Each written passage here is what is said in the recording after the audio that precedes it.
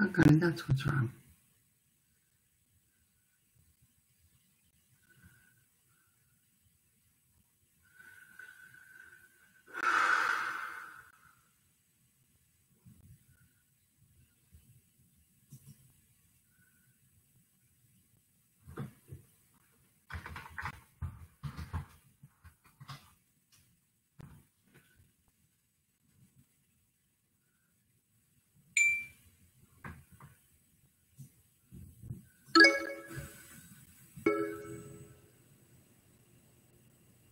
Hi, Lisa. You look lovely. Thank you.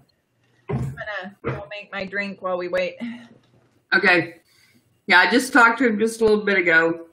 Okay. We checked everything out. Feel free to throw me into the audience. Okay, I will. I don't want to, but I will.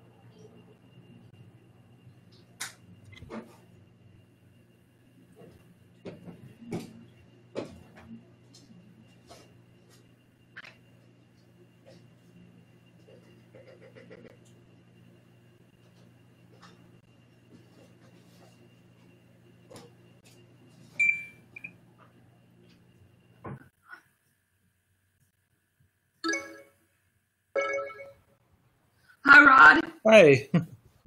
This is Audrey Moran with Rod White Jr. I'm here sponsored by Promote My Book with Lisa Fredrickson, and we have Rod White Jr. with us. Rod wrote, can you hold up the cover for me? Sure. Rod wrote The Legacy of the True Believers. It's a mystery thriller, very good book. Matt Bowman's father, the powerful Senator Robert Bowman, is killed in a mysterious plane crash. Matt's investigation into his father's death leads him on an international journey from Colorado to Caracas, Venezuela. He and Teresa Roselli, a single mother and agent of the U.S. Secret Service, stumble onto a deadly conspiracy, one that will put them in the crosshairs of the Red Hammer, one of the world's most deadly assassins. A trained physician who suffers from PTSD, and has vowed never to hold a gun. Parker Shell, political editor and writer for one of the most popular news sites in the United States, is fed information from a shadowy source that could bring down the vice president. He soon discovers that the web of betrayal and corruption may lead back to the assassination of a Supreme Court justice, as well as to the mysterious and beautiful young Natalie, who may be offering him love in addition to the answers to his questions. Only she can lead him to Achilles and the members of this secret organization, composed of some of the most well-respected and powerful members of the Washington establishment. Miranda Kelly, heir to the Matheson Alley fortune, sister of the vice president and wife of billionaire Clarence Kelly, has had a political awakening. She also needs to know what her husband is mixed up in, even if it involves murder. To betray the political causes she has worked so hard for her entire life is the most difficult thing she has ever had to do. But to betray her husband might be too much to ask. Did you like that? Wow, I want to read it now. What? Oh, I said, oh, yeah, I think I'm going to pick up that book. Oh, I think so too. So I'm going to just jump right in here. When did you get the inspiration for the Legacy of the True Believers? Well, it's actually had been on my mind for years, actually, since I had attended a Christian college back in the 90s. I always thought about writing a book about a young man who goes through, who's elected to Congress somehow, but who goes through some challenges, political challenges, especially concerning his father specifically. And so, yeah, I would say I had also been reading a lot of John Grisham.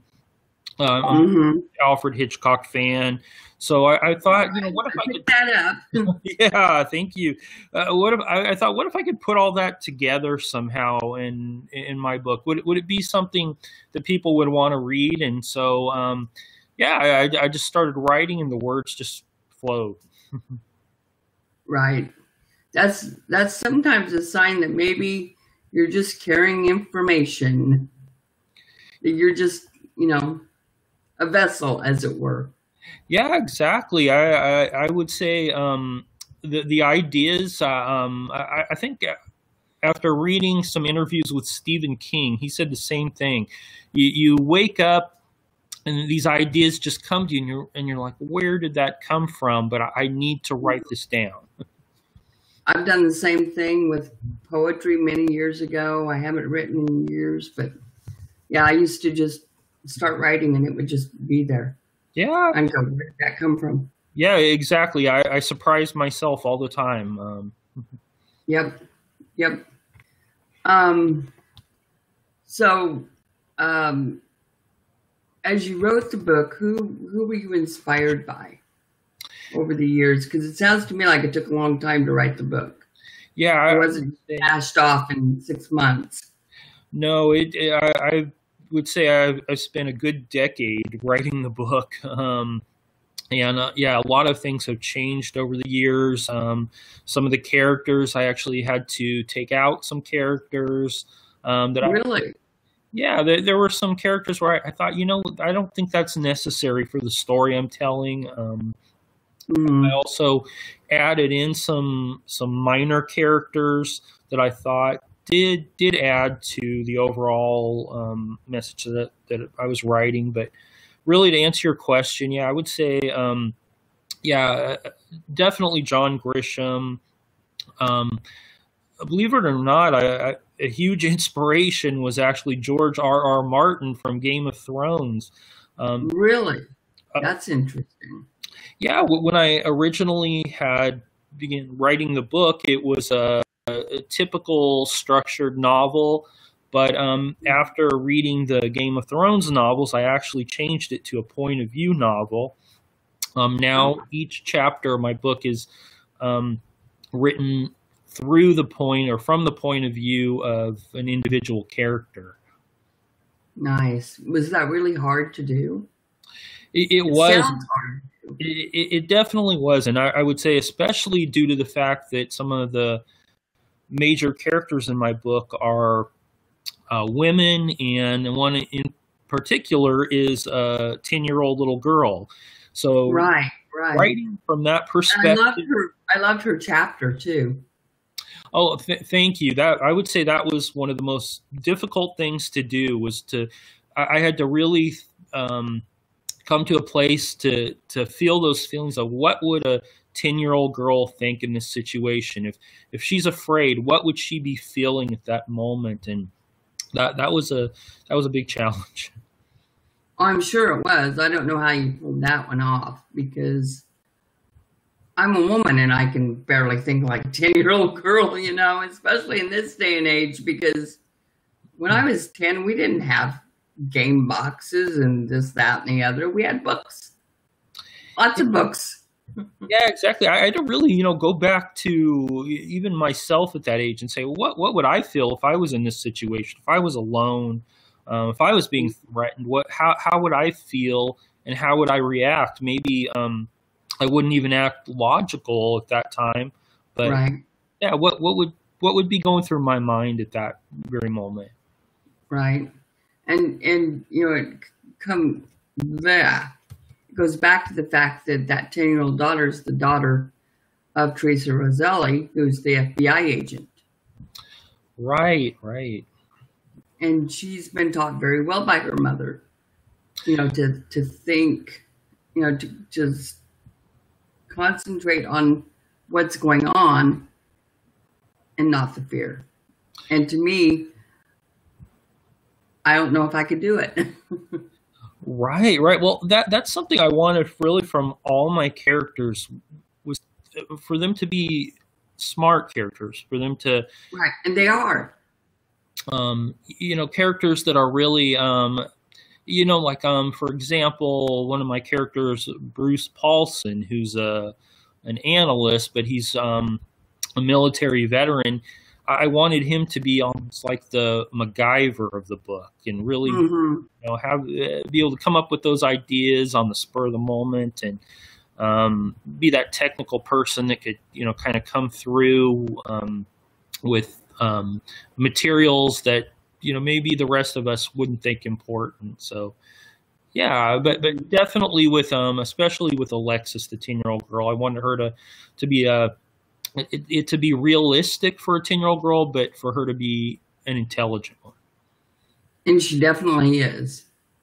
She definitely is. And, I loved how you got her.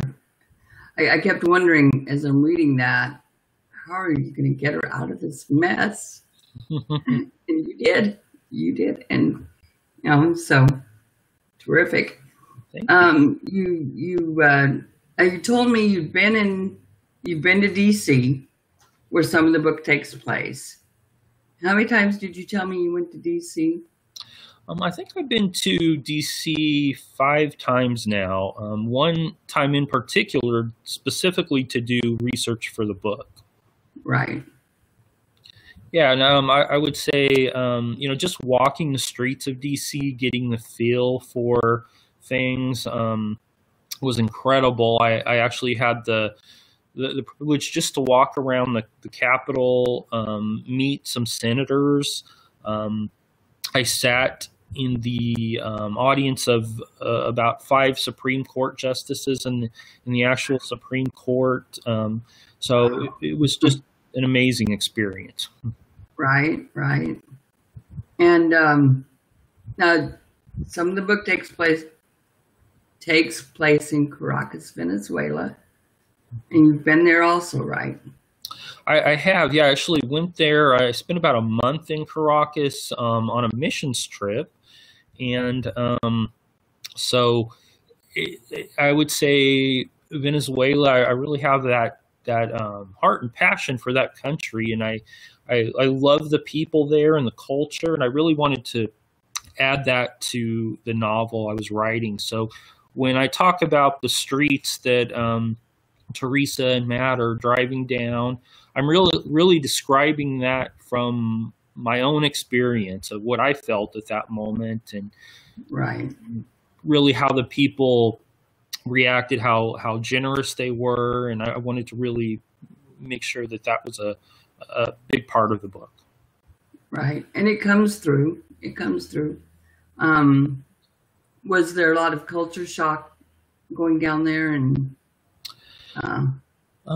yeah, most definitely. I would say, going into the barrio of Caracas, there's no such thing as law enforcement up there. It's pretty much self-policed, and for people value everything they have. Even I was so just impressed with the fact that the people there had a few chickens, and they killed one and cooked it just for the group, the missions group that was there. They were that generous and giving, and that just really impressed me. But yeah, I would definitely say it was a culture shock, but an amazing experience that I take with me still. Right. So you just answered my other question about Venezuela. You know what you did there.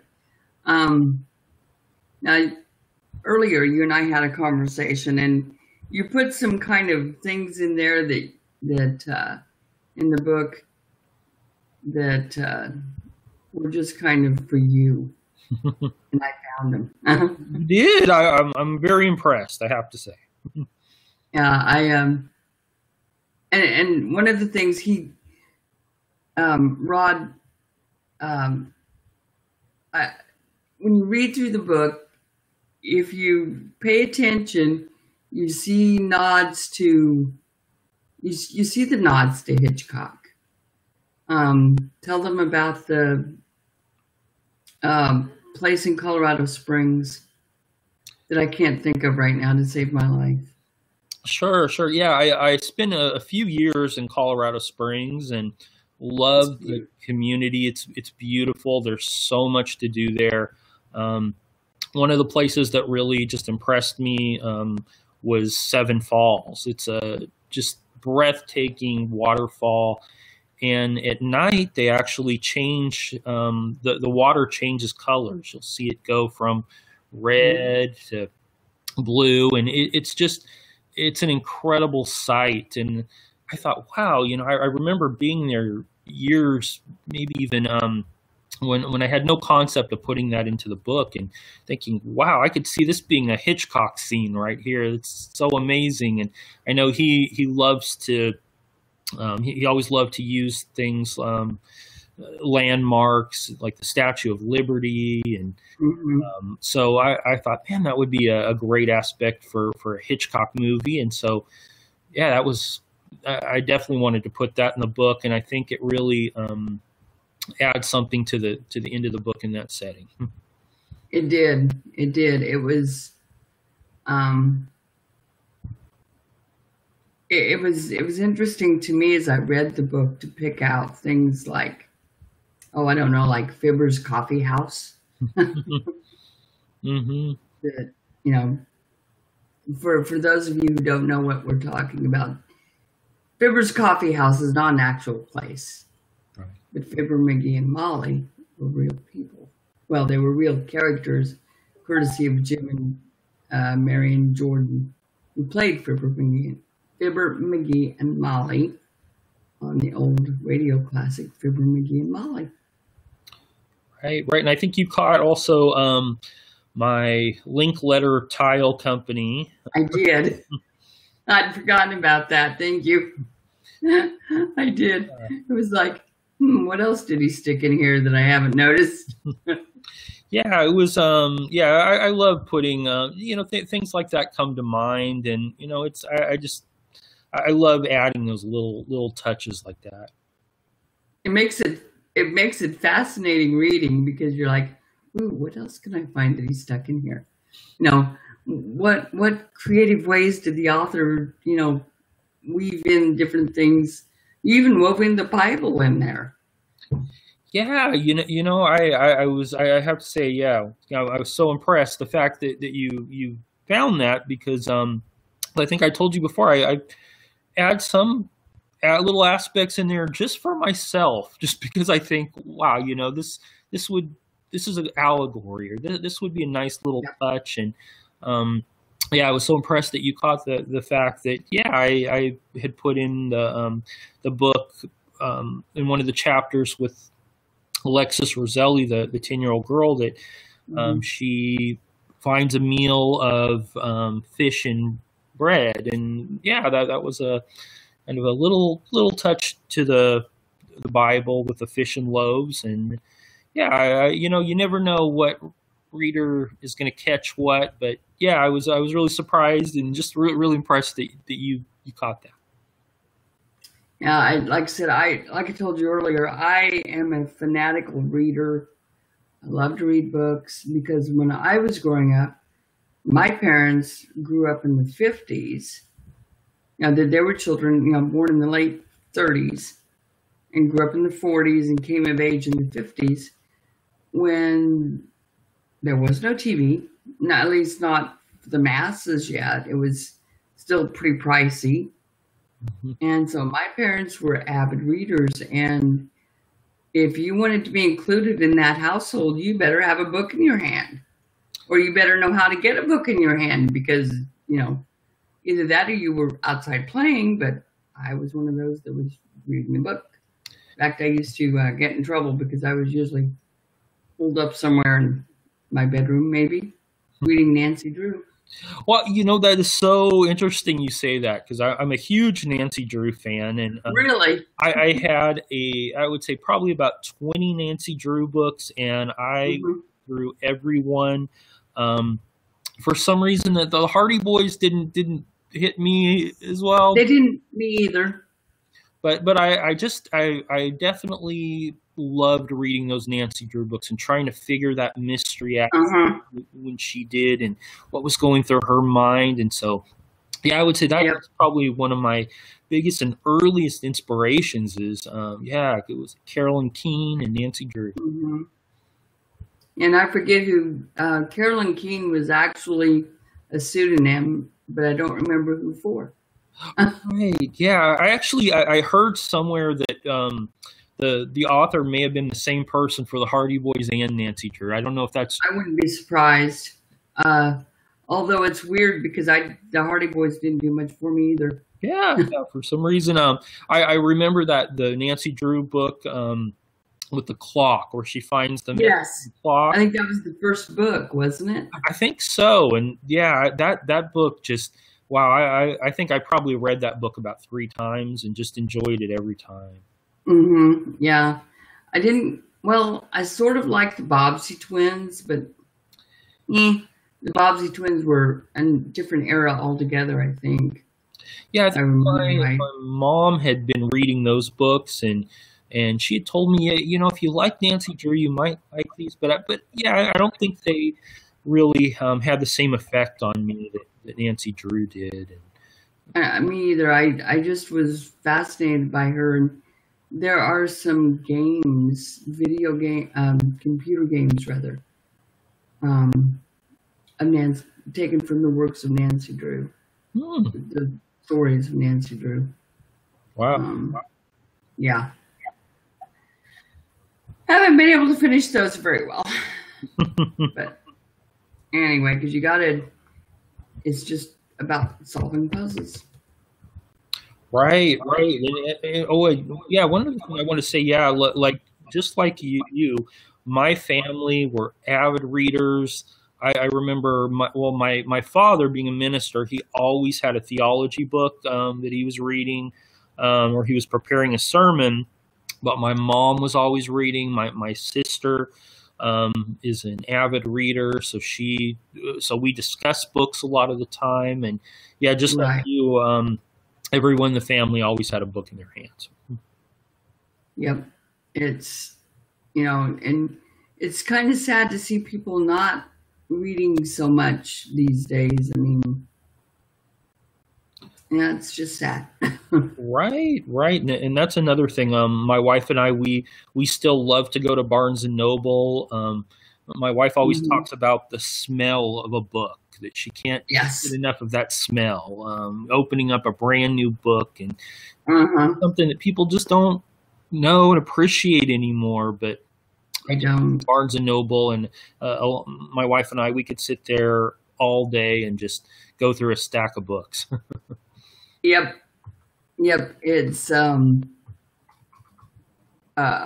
it's interesting to me that how I mean, don't ever send my mother or I into a bookstore and say, buy what you want. Oh, no. Not a good idea. I can relate. It just won't be pretty. So I think I'm about out of questions. I'm looking for Lisa to see if she has any questions, and I'm not seeing Lisa anywhere. Her chair is vacant. And I've messaged her, but do you have any other, like I said, the title of the book is The Legacy of the True Believers. Quite fascinating. Again, with there she is. She says she's here. Let's see if she wants to join us.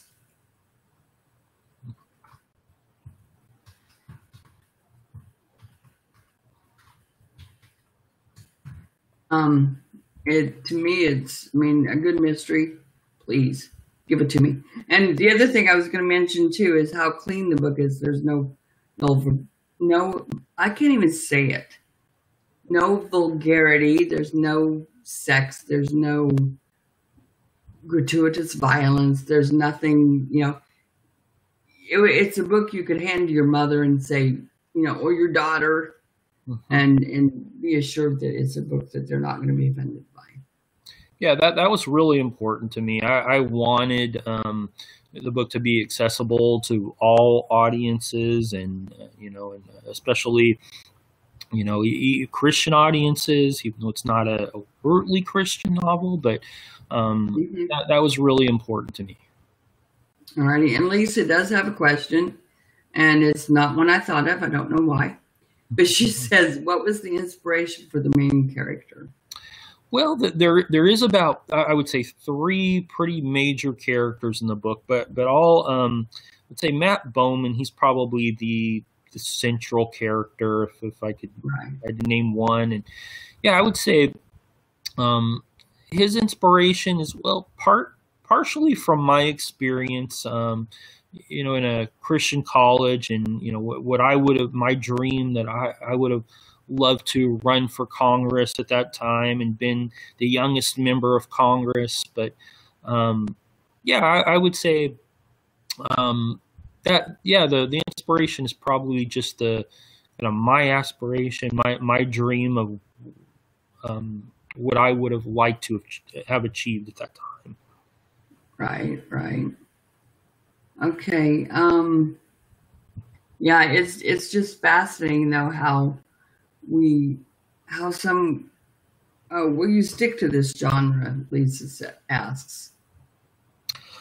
Oh yeah. I definitely. I've had some ideas of writing a different genre. I've actually thought I've had the idea of a novel for some time now about a elderly man who is actually, whose brain is transplanted to a younger body, and I thought that would be more on the science fiction genre, but I've kind of steered. That could be fascinating. Yeah, I've kind of written down a basic outline of how that book would go, but I've started on the sequel to The Legacy of the True Believers, and I have about 10 chapters completed right now, and it's called The Legacy of the True Believers Stolen Agenda, and involves some. Sounds interesting. Thank you. Yeah, it involves some of the same characters. It takes place about a decade later. So Alexis Roselli is one of the characters. Grown up now. She was 10 in the first one. Right, and I don't want to give too much of the book away. Right. But the first book, but yeah, Matt and Teresa are part of are definitely central characters of the book as well. Good. Get to see my old friends then in the book. Oh, and I know Lisa had mentioned something about the title, so. Yeah, I wanted to just to tell you about how I came up with that title and what a true believer is. And I really believe a true believer is someone who believes in the cause at all costs. That means they're willing to do whatever it takes to achieve the goals of a cause, and that could be anything from the well, I'm trying to think offhand of the rights of maybe Christians in society. You could be a true believer in that, and willing to do whatever it takes, maybe even as the characters do, for what they really believe in my book, and that's civil rights. They're willing to do anything, even some things that might be illegal or underhanded, to achieve the goals that they believe in, that they are true believers of. Right. Well, I'm looking forward to that sequel. And now that you mentioned, I did, it, set off a bell in my head that went, oh yeah, you knew this. So, because I read the book, I promise you, every page of it. And so I'm looking forward to reading the sequel. Well, thank you. So the title, and Lisa says good luck, and I do as well. And so I think I'll sign off for now. And this has been Audrey's Book Corner with Rod White Jr. and his book, The Legacy of the True Believers. Until next time, bye-bye. Thank you. You're welcome. Bye.